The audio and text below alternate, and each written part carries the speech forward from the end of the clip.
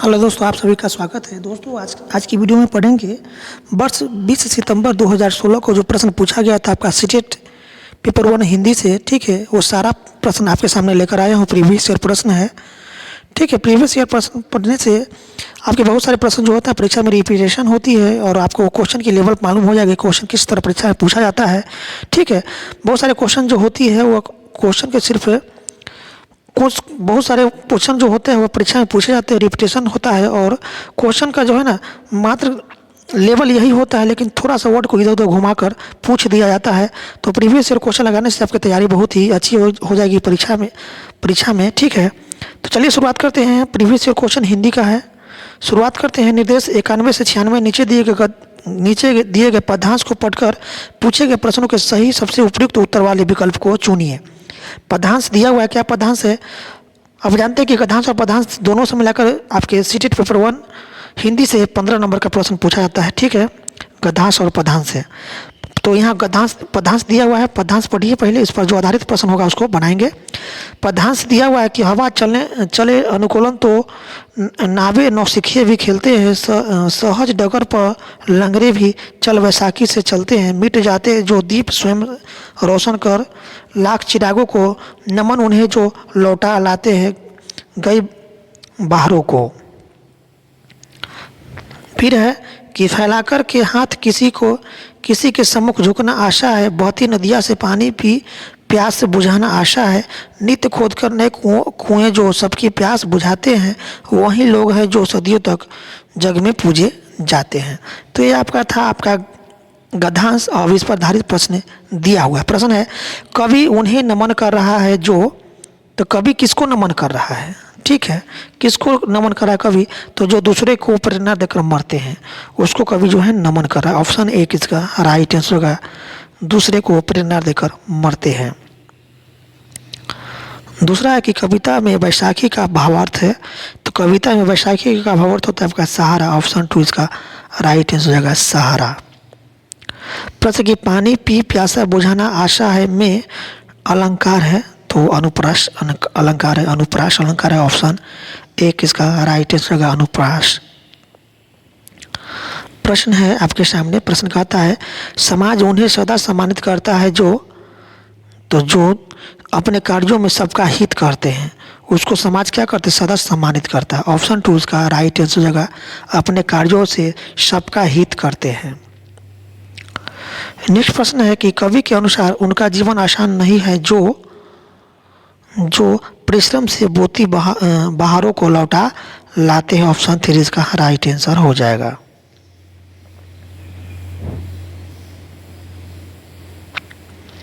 अगला प्रश्न है कि नौसिखिया है, तो नौसिखिया किसको कहते हैं? नया सिखाने वाला को, नया सिखाने वाला को क्या कहते हैं? नौसिखिया कहा जाता है। ऑप्शन 3 इसका राइट आंसर होगा नया सिखाने वाला। अब अगला है निर्देश 97 से 111 नीचे दिए गए प्रश्नों के सही या सबसे उपयुक्त उत्तर वाले विकल्प को चुनिए, ठीक है। चलिए पढ़ते हैं। पहला है कि पूरी पाठ्यचर्या में डैश भाषा की भूमिका को अनदेखी नहीं किया जा सकता है, तो आपका मूल्य निर्माण। ऑप्शन ए किसका राइट आंसर होगा मूल्य निर्माण। अगला है आपके सामने प्रश्न दिया हुआ प्रश्न कहता है कि प्राथमिक कक्षाओं के भाषा शिक्षक होने के नाते आपकी सर्वाधिक महत्वपूर्ण भूमिका है, तो बच्चों की भाषाई क्षमता के विकास के लिए तरह तरह के अवसर जुटाना। ऑप्शन ए किसका राइट आंसर हो जाएगा। नेक्स्ट प्रश्न है आपके सामने दिया हुआ प्रश्न कहता है कि दूसरी कक्षा में पढ़ने वाला रोहित हिंदी की कक्षा में अपनी मातृभाषा में बात करता है, आप क्या करेंगे? तो इसका राइट आंसर होगा उसकी भाषा को समझने की कोशिश करेंगे। ऑप्शन ए किसका राइट आंसर हो जाएगा। नेक्स्ट प्रश्न की पढ़ना सीखने के लिए कौन सा उप कौशल अनिवार्य नहीं है? तो पढ़ना सीखने के लिए जो है ये आपका कौन सा कौशल अनिवार्य नहीं है बताएंगे, तो इसका राइट आंसर होगा आपका अनुमान लगाने का कौशल। या भाषा पढ़ना सीखने के लिए या उप कौशल अनिवार्य नहीं होता, अनुमान लगाने का कौशल। ऑप्शन 3 इसका राइट आंसर होगा अनुमान लगाने का कौशल। नेक्स्ट प्रश्न की द्विभाषिक बच्चे डैश विकास सामाजिक सहिष्णुता और डैश चिंतन में अपेक्षाकृत बेहतर होते हैं, तो संज्ञानात्मक और विस्तृत। ऑप्शन 2 इसका राइट आंसर होगा संज्ञानात्मक और विस्तृत। अगले प्रश्न की तरफ चलते हैं। अगला प्रश्न है आपके सामने, निम्नलिखित में से किसके अभाव में हम पढ़ नहीं सकते हैं? तो लिपि से परिचय के अभाव में हम पढ़ नहीं सकते। ऑप्शन ए किसका राइट आंसर होगा, लिपि से परिचय। प्रश्न है कि भाषा और विचार के संबंध में भाषा और विचार के संबंधों की चर्चा में अग्रणी है, तो यह चॉम्स्की। ऑप्शन 3 इसका राइट आंसर होगा चॉम्स्की। प्रश्न है कि सिद्धार्थ की मां ने अपने परिवार के सदस्यों से अनुरोध किया कि वे घर में एक ही भाषा का प्रयोग करें जिससे कि सिद्धार्थ की भाषा विकास ठीक हो सके। उनके बारे में आप क्या कहेंगे? तो उनके बारे में कहेंगे वो सिद्धार्थ के भाषविक परिवेश में किसी प्रकार का अवरोध नहीं चाहती। ऑप्शन 2 इसका राइट आंसर हो जाएगा। अगला प्रश्न आपके सामने। प्रश्न कहता है कि प्राथमिक स्तर पर भाषा शिक्षण के संदर्भ में सर्वाधिक महत्वपूर्ण है कि बच्चे बच्चे जो है ये आपका लिखी या छपी सामग्री का अर्थ समझ सके, यह प्राथमिक स्तर पर भाषा शिक्षक को शिक्षण के संदर्भ में सर्वाधिक महत्वपूर्ण है। ठीक है, ऑप्शन ए किसका राइट आंसर, लिखी या छपी सामग्री का अर्थ समझ सके। नेक्स्ट प्रश्न आपके सामने। प्रश्न कहता है कि प्राथमिक स्तर पर लेखन क्षमता के संदर्भ में सर्वाधिक महत्वपूर्ण है, तो ये आपका है लेखन क्षमता के संदर्भ में सर्वाधिक महत्वपूर्ण आपका है श्रुति लेख। ऑप्शन 3 इसका राइट आंसर होगा श्रुति लेख। अगला प्रश्न आपके सामने कहता है, प्रश्न है कि निम्नलिखित में से कौन सी गतिविधि श्रवण एवं वाचन कौशल के विकास के लिए सर्वाधिक उपयुक्त होगी? तो यह होगा आपका कहानी सुनाकर उस पर बच्चों की प्रतिक्रिया जानना। ऑप्शन 2 इसका राइट आंसर हो जाएगा। नेक्स्ट प्रश्न है कि वाणी डैश होती है और लिखित भाषा की तुलना में काफ़ी तेज़ी से बदलती रहती है। तो वाणी जो होती है यह आपका होता है कैसी, अस्थायी होती है, जो लिखित भाषा की तुलना में काफ़ी तेज़ी से बदलती रहती है। ठीक है, तो ऑप्शन 3 इसका राइट आंसर होगा अस्थायी। क्या हो जाएगा आपका, अस्थायी हो जाएगा। चलते हैं नेक्स्ट प्रश्न की तरफ। अगला प्रश्न है आपके सामने। प्रश्न कहता है कि बहुभाषी कक्षा से तात्पर्य है, तो बहुभाषी कक्षा से तात्पर्य होता है जिस कक्षा के शिक्षक या शिक्षिका 2 या 2 से अधिक भाषाएं पढ़ लिख सकते हो। ऑप्शन 4 इसका राइट आंसर हो जाएगा। चलते हैं नेक्स्ट प्रश्न की तरफ। अगला प्रश्न है कि संज्ञान के स्तर पर विकसित डैश अन्य भाषाओं में आसानी से अनुमोदित होती रहती है। तो यहाँ ऑप्शन हो जाएगा ऑप्शन 4 भाषा क्षमता। ठीक है, संज्ञान के स्तर पर विकसित भाषा क्षमता अन्य भाषाओं में आसानी से क्या होती है, अनुमोदित होती रहती है। तो ऑप्शन 4 इसका राइट आंसर होगा भाषा क्षमता। चलते हैं नेक्स्ट प्रश्न की तरफ। अगला प्रश्न की भाषा शिक्षण को डैश संदर्भ में रखकर देखने की आवश्यकता है। तो इसका राइट आंसर क्या हो जाएगा, इसका राइट आंसर होगा बहुभाषी। भाषा शिक्षण को बहुभाषी संदर्भ में रखकर देखने की आवश्यकता होती है। ऑप्शन 4 इसका राइट आंसर होगा बहुभाषी। अब यहाँ दिया कि निर्देश 112 से 120 नीचे दिए गए गद्यांश को पढ़कर पूछे गए प्रश्नों के सही सबसे उपयुक्त उत्तर वाले विकल्प को चुनिए। ठीक है, गद्यांश दिया हुआ है। लघु उद्योग उन उद्योगों को कहा जाता है जिनके समारंभ एवं आयोजन के लिए भारी भरकम साधनों की आवश्यकता नहीं पड़ती है। वे थोड़े से स्थान पर थोड़ी पूंजी और अल्प साधनों में ही आरंभ किए जा सकते, फिर भी उन्हें सुनियोजित ढंग से अधिकाधिक लाभ प्राप्त करके देश की निर्धनता, गरीबी और विषमताओं से एक सीमा तक लड़ा जा सकता है।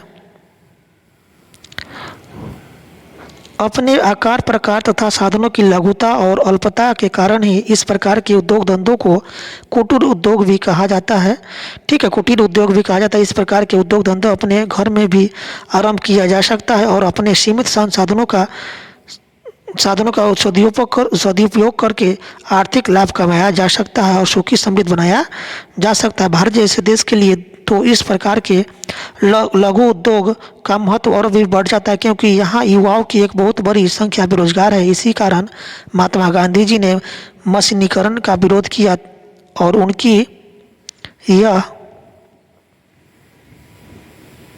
स्पष्ट धारणा थी कि लघु उद्योग को प्रश्रय देने से लोग स्वावलंबी बनेंगे। मजदूर किसान फसल की बुआई कटाई से फुर्सत पाकर अपने खाली समय का सदुपयोग भी करेंगे। इस प्रकार आर्थिक समृद्धि तो बढ़ेगी ही, साथ ही लोगों को अपने घर के पास रोजगार मिल सकेगा। ठीक है, तो चलिए इस पर आधारित जो प्रश्न दिया हुआ है आपका प्रश्न है कि उन उद्योगों को लघु उद्योग कहा जाता है।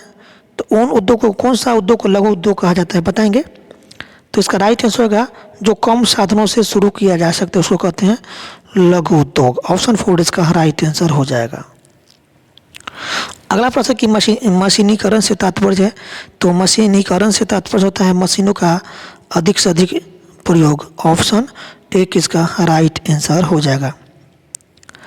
अगले प्रश्न की तरफ चलते हैं। अगला प्रश्न है आपके सामने। प्रश्न कहता है कि लघु उद्योगों को प्रश्रय देने के संदर्भ में गांधी जी की क्या धारणा थी?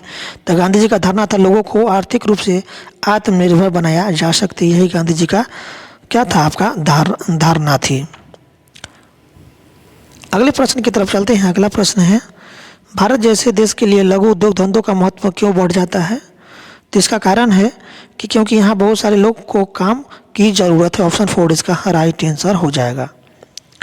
अगला प्रश्न की विषमता का विपरीतार्थ है, तो विषमता का विपरीतार्थक शब्द क्या होगा? तो इसका अर्थ होगा समानता। ठीक है, विषमता का विपरीत क्या होगा? समानता होगा। ऑप्शन 2 इसका राइट आंसर होगा समानता। अगला है समृद्ध शब्द से समृद्ध शब्द में भाव है, तो समृद्ध शब्द में भाव है आपका धनी होने का। ऑप्शन 4 इसका राइट आंसर होगा धनी होने का।